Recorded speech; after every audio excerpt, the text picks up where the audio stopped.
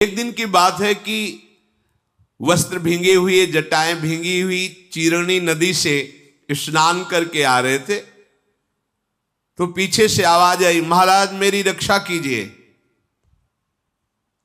तो उन्होंने देखा कोई दिखाई नहीं दिया। फिर चल, महाराज सुना नहीं, मेरी रक्षा कीजिए। लौट के देखा तो एक छोटी सी मछली दिखाई दी जो जल में, मैं बहुत छोटी हूं, मैं मत्स्य हूं और बड़े बड़े बलवान जीव इस नदी में रहते हैं, मुझे खा जाएंगे, मुझे भय है, इसलिए आप तपस्या प्राण है, मेरी रक्षा कर सकते हैं, मेरी रक्षा कीजिए। बलवान मत्स्य मुझको अपना आहार बना लेंगे, इसलिए आप मुझे बचा लीजिए। मैं महान भय से युक्त हूं, मैं आपकी शरण में हूं और शरणागत की रक्षा करना धर्म होता है, इसलिए आप मुझे बचा लीजिए। मत्स्य की बात सुन करके मनु जी को बड़ी दया आई। चंद्रमा की जैसी कांति इस मछली की हो रही थी, उसको उठाया और अपने कमंडल में डाल लिया। वहां से लाए तो देखा जब उठाया था तो बहुत छोटी सी थी, कमंडल में डाला तो बड़ी हो गई थोड़ी सी। तो उन्होंने बड़े मटके में डाला कि आराम से इस जल में रहेगी और उसको पुत्र की तरह दुलार करते। तदनंतर वो मत्स्य इतना बड़ा हो गया, आवाज आई, महाराज मेरे रहने लायक ये नहीं रह गया, मेरे रहने लायक व्यवस्था कीजिए। सोचा कमंडल में इतनी बड़ी मटके में पूरी आ गई, चलो शायद इसका ऐसा ही स्वभाव हो अत्यधिक बढ़ने का, तो आपको कहां ले चलें जहां मैं अच्छे से रह सकूं। उस मत्स्य को निकाला और एक बड़ी बावली में ले गए, वहां डाल दिया। हां, अब तुम सुखपूर्वक इसमें रहो, कोई बाहरी जंतु तुम्हें नहीं खा पाएगा। 2 योजन की चौड़ाई की वो झील थी, 2 योजन 8 कोस, 8 कोस, 1 योजन का मतलब 4 कोस, 8 कोस की थी। परंतु डाला थोड़ी देर में, कहा महाराज मेरा शरीर और बड़ा हो गया, अब मैं कह रहा हूं पूरा तालाब, वो झील जो है मत्स्य। आश्चर्य, कमंडल, मटका, बावड़ी और झील, क्या स्वभाव इस मछली का है। देखो मैं हिलडुल भी नहीं सकती, तो मेरा शरीर जहां आनंद पूर्वक रह सके वहां मुझे ले चलो। तो तुम ही बताओ मैं कहां ले चलूं। सुना है गंगा जी बहुत पावन है, वहां मुझे ले चलो। तो तुम इतने वजन की हो गए, कैसे ले चले। तुम्हारे लिए मैं हल्की हो जाऊंगी, वो शरीर इतना ही बड़ा रहेगा, वजन बिल्कुल फूल जैसा रहेगा। उठा लिया, गंगा जी में ले गए। महाराज मुझे दोष दृष्टि करके परित्याग मत करना और मेरी आज्ञा में रहना, मैं आपकी ही कृपा से भली भांति इतना पुष्ट हो रही हूं, ऐसा मत्स्य ने कहा। भगवान मनु स्वयं उसको गंगा जी में विराजमान किए। थोड़ा समय हुआ, आवाज आई, महाराज मेरी रक्षा करो। देखा पूरे गंगा के पाट को घेरे, लंबा विशाल शरीर। देखो अब गंगा जी में भी मैं हिलडुल नहीं सकती, अब मुझे समुद्र में ले चलो। पहले तो कह रही थी कि मुझे भय लगता है, जो जलचर जीव मुझे खा जाएंगे, इतनी जल्दी जल्दी इतना बड़ा स्वरूप, अब इतना बड़ा स्वरूप हम समुद्र में नहीं, आपके लिए मैं हल्की हो जाऊं, आप उठाइए। जे उठाया तो सहज में उठा लिया। अच्छा तो तुम्हें हम समुद्र तक पहुंचा देते हैं। आसानी से ले गए, समुद्र में विराजमान किया। तब मुस्कुराते हुए कहा कि मैंने तुम्हारे मनोयोग को देखा है कि चिड़चिड़ाहट नहीं पैदा हुई, नहीं होता है। पहले तो इतने बड़े फिर इतने बड़े, फिर इतना स्वरूप, यहां ले चलो, यहां ले चलो, यहां ले चलो। आप प्रसन्न रहे और मेरी सेवा की भावना, मेरे पे दोष दृष्टि नहीं की। खास बात होती है, जब आपको कुछ प्राप्त होना होगा तो आपके विपरीत, जहां से प्राप्त होना वहीं से होगा, अगर आप सह गए, निकल गए, आगे प्रसंग आएगा। बहुत बड़ी यज्ञ का अनुष्ठान, शायद महाराज मरुत ऐसा नाम, बहुत बड़ी यज्ञ का अनुष्ठान किया।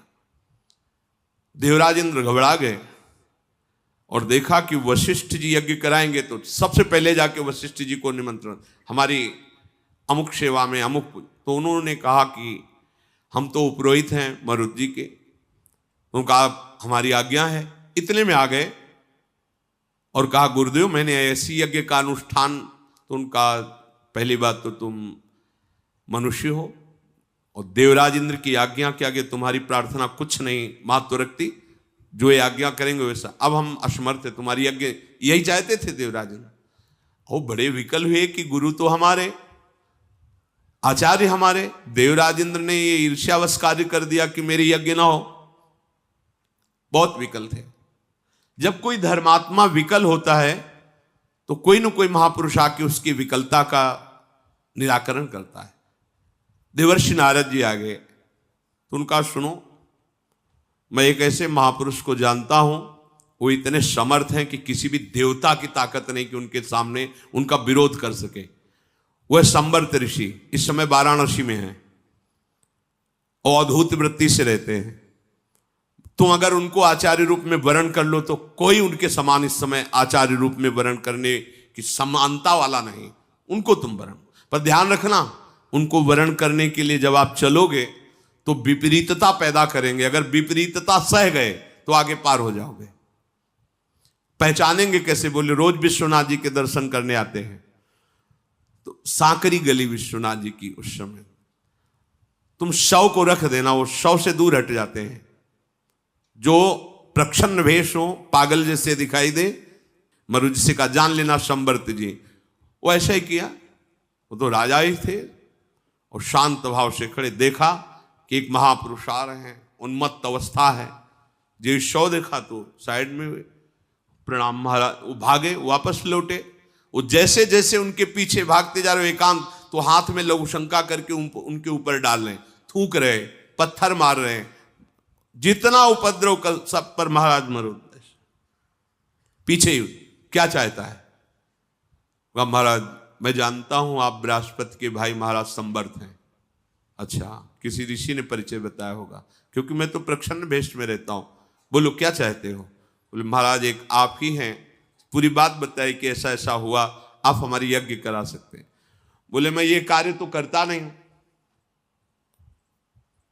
पर यदि तुम आए हो प्रेरणा से तो तुम्हें निष्फल भी नहीं करेंगे। पर ध्यान रखना, अगर मेरा आश्रय छोड़ दिया, दूसरे का आश्रय ले लिया तो इसी में तुम नष्ट हो जाओगे, भस्म हो जाओगे। और अगर मेरा आश्रय नहीं छोड़ा तो किसी दैवी शक्ति की भी सामर्थ्य नहीं कि तुम्हारी यज्ञ में विघ्न डाल सके। उनका पक्का अनन्य भाव से आपका वर्ण करते गए। जो ही इंद्र ने सुना कि जिस कार्य के लिए हमने वशिष्ठ जी को अपने पक्ष में कर लिया, उन्होंने सांवर्त ऋषि को अपना आचार्य बना लिया, तो अग्नि देवता को भेजा कि जाके मरुत को बता दो कि मैं आहुति ही नहीं लूंगा तो तुम्हारी यज्ञ कैसे होगी। अग्नि देवता साक्षात प्रकट हुए और कहा इनसे मत करो, मैं आहुति स्वीकार नहीं करूंगा। तो संवर्त ऋषि ने जानो क्या शब्द कहा था? अय अग्नि, मेरी तप की शक्ति से तू परिचित नहीं है, अभी तेरे को भस्म कर दूंगा। किसको? अग्नि देवता को। अग्निदेव भाग गए वहां से और कहा देवराजेंद्र से कह देना जब तक यज्ञ पूरी ना हो जाए कोई भी विघ्न अगर उपस्थित किया, ये सामर्थ। पर जानते हो क्या कहा था? अगर मेरा आश्रय छोड़ दिया किसी भय से, किसी प्रलोभन से, तो स्वयं नष्ट हो जाओगे। ये मार्ग ऐसा है। शांति से एक बार निश्चय करो मेरा मार्ग कौन है। शांति से निश्चय करो मार्ग दाता कौन है, मार्ग का आश्रय क्या है, और बस चल पड़ो। बीच में कितनी पंक्तियां ऐसी मिलेंगी, आओ इसमें रबड़ी बट रही तुरंत ले लो, यहां तो तुम्हें सूखी दलिया भी नहीं मिल रही, आओ ना, कितने वर्ष हुए नहीं, आओ अभी हम तुम्हें भगवत प्राप्ति कराते हैं। आधी छोड़ पूरी को धावे, पूरी मिले न आधी पावे।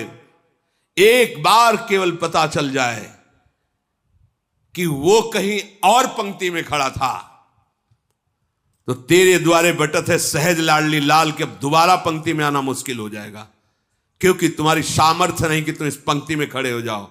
ये केवल कृपा से मिला है, और कृपा की अवहेलना करके अन्य आश्रय ले लिया, फिर नहीं।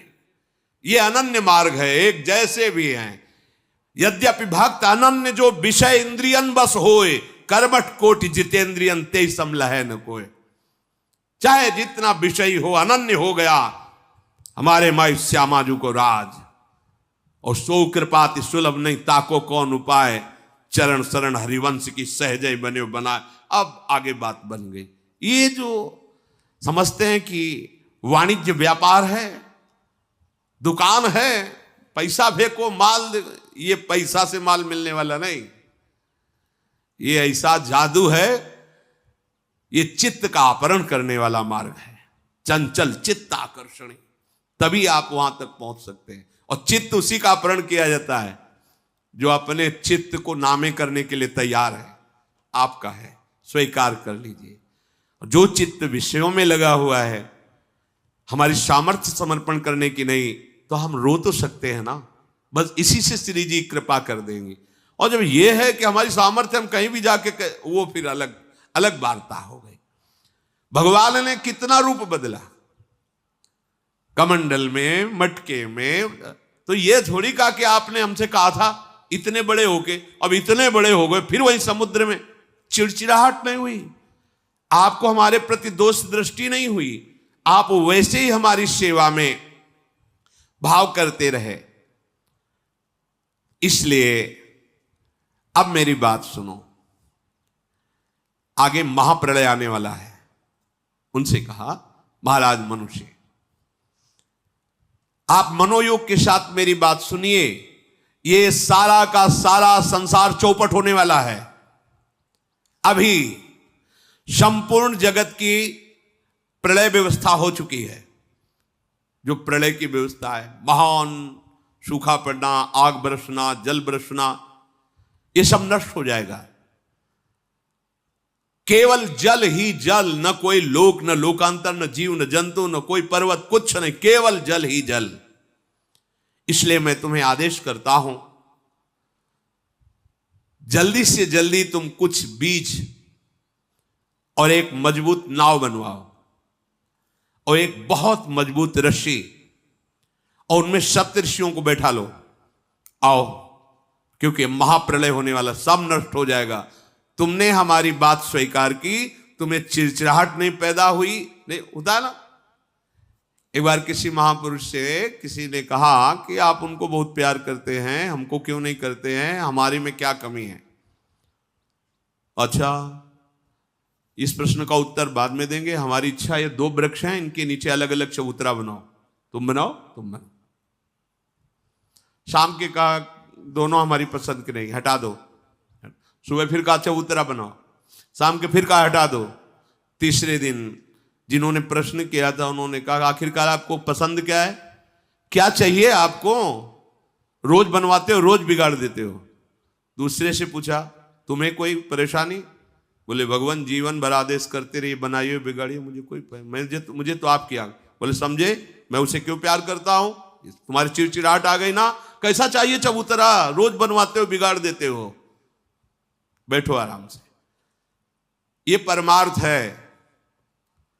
जब हम आपके हैं तो आप रोज बनवाओ, रोज बिगाड़ो, या बैठा ले रहो, मेरे से के उसमें क्या तात्पर्य, मेरे को क्यों परेशानी होगी, मेरे को तो आपकी आज्ञा पालन करनी। बस जहां अहम है, जहां अपनी बुद्धि लगाई, परमार्थ वहीं गिर जाता है। ये स्वार्थ व्यवहार नहीं है। कैसे भगवान अपनी रक्षा की बात कर रहे थे, पर बात क्या थी, इनकी रक्षा करनी थी। महान तपस्वी हो, सब प्रलय हो जाएगा लेकिन तुम्हारा नहीं होगा। जाओ जल्दी से एक नाव तैयार करवाओ, एक रस्सी और कुछ बीज आदि लेकर के हमारे ऊपर आकर के रस्सी में मेरी सींग में बांध दो। मैं महाप्रलय में तुम्हें खींचता रहूंगा और आनंदमयी वार्ता करता रहूंगा। तुम्हें कोई भय नहीं लगेगा और तुम्हें कोई मार नहीं सकेगा। भगवान की कैसी कृपा होती। अब आप चाहते हो कि मनमानी हमारी होती रहे, विषयों को खूब भोगता रहूं और बस परमानंद की भी प्राप्ति भी हो। थोड़ा तो संभलो, जिनमें सुख नहीं है उससे पीछे हटो और महासुख की तरफ चलो। पूर्व काल में जो महापुरुषों ने उत्तम उत्तम बीज बताए हैं, उनको संचित करो। मुनिजनों के प्रेमी तपस्वी मनु, मैं यही हूं, तुम आकर के केवल पुकारना, मैं प्रकट हो जाऊंगा। मेरे मस्तक में एक विशाल मजबूत सींग होगा और आप रस्सी नाव में बांधकर मेरे सींग में बांध देना। किसी और की सहायता नहीं रहेगी। मैं महान जलराशि में तुम्हें आनंद पूर्वक विचरण कराऊंगा। तुम्हें कोई भय नहीं, कोई शोक नहीं। आप मेरी इस बात को समझें, मैं केवल मत्स्य ही नहीं हूं, मैं साक्षात ब्रह्म हूं, परमात्मा हूं। यह है तपस्या का, भजन का फल। अब महाप्रलय में सबका नाश होगा, लेकिन इनका नहीं। भगवान उनको महामत्स्य भगवान और वो विदा हुए। तदनंतर सप्तऋषियों का चिंतन किया। सप्तऋषि पधारे, सुंदर सुंदर बीज एकत्रित किए, नौका तैयार की गई। तदनंतर ऋषि, नौका, सप्तऋषि और बीज ये लेकर उसी स्थान पर पहुंचे और ध्यान करते हुए चिंतन किया। जे ही चिंतन किया तो मत्स्य भगवान उपस्थित हो गए। विशाल सींग, उस सींग में रस्सी बांध दी। रस्सी बंधे हुए मत्स्य भगवान नौका को खींचने लगे। जे ही समुद्र में नौका और भगवान बस समुद्र ने मर्यादा तोड़ दी। भयंकर गर्जना करते हुए सारे विश्व को डुबोने लगा। उस महासागर की प्रचंड वायु ने संपूर्ण पृथ्वी को जलमग्न कर दिया। न कोई स्त्री, न पुरुष, न वृक्ष, न लता, न जीव, न जंतु।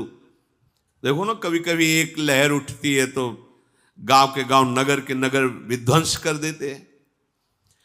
ना आकाश, न द्युलोक, सब जल ही जल, सारा विश्व जलमय हो गया। केवल सप्तऋषि, मनु, मत्स्य भगवान और वो बीज जो उनकी नाव में। बहुत वर्षों तक भगवान उन्हें आनंद देते हुए प्रलयकालीन जल में विचरते रहे। आनंददाता भगवान। जब समय फिर सृष्टि के रचने का आया, तब भगवान ने हिमालय की चोटी जब खुली हल्की सी, तब वहां ले गए और कहा कि अब नाव को इस चोटी पे बांधो और इंतजार करो, धीरे धीरे जल खत्म हो जाएगा। फिर तुम सृष्टि की नवीन रचना में ये बीज और सप्तऋषि और महाराज मनु, तुम संकल्प करो और फिर सृष्टि का विस्तार करो। तुम्हें मालूम होना चाहिए हे युधिष्ठिर, वो शिखर आज भी प्रसिद्ध है जहां भगवान मत्स्य ने प्रथम बार प्रलय के जल से निकले हुए उस शिखर पर नाव बांधी थी। वो नौका बंधन के नाम से हिमालय में प्रसिद्ध है। और भगवान ने कहा, मैं प्रजापतियों का भी पति ब्रह्म हूं। इतना तुम समझो, मेरे से भिन्न कोई वस्तु नहीं है। मैंने मत्स्य रूप केवल तुम्हारी रक्षा के लिए धारण किया है। देवता, असुर, मनुष्य आदि समस्त प्रजाओं की सृष्टि तुम्हारे चिंतन मात्र से हो जाएगी।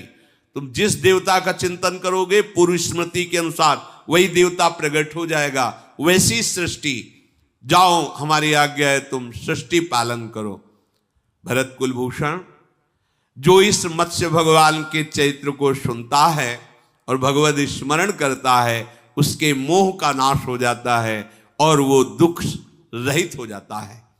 अपने जीवन को दुख रहित करने के लिए, महासुख में निमग्न करने के लिए सार बात समझ लो, एक ही उपाय है, भगवान की शरण में होकर भगवत भजन करना। आप जान नहीं पा रहे, ये देहाभिमान ही सब दुखों का कारण। हर समय हृदय में भय, विषाद, जलन ये पैदा करता रहता है। देहाभिमान के कारण हम अपना आधार मानते हैं कोई व्यक्ति, अपना आधार मानते हैं धन, अपना आधार मानते हैं जन, अपना आधार कोई स्थान, कोई पद, और ये सब परिवर्तनशील हैं। ये आज तुम्हारे, कल तुम्हारे नहीं रहेंगे, फिर तुम्हारा क्या होगा। इसलिए हमारा आधार, आश्रय केवल एक श्री भगवान है। हमें जो सेवाएं मिली हैं वो अपनी धर्म पूर्वक करें, खूब नाम जप करें, इसी से परम मंगल होगा। शेष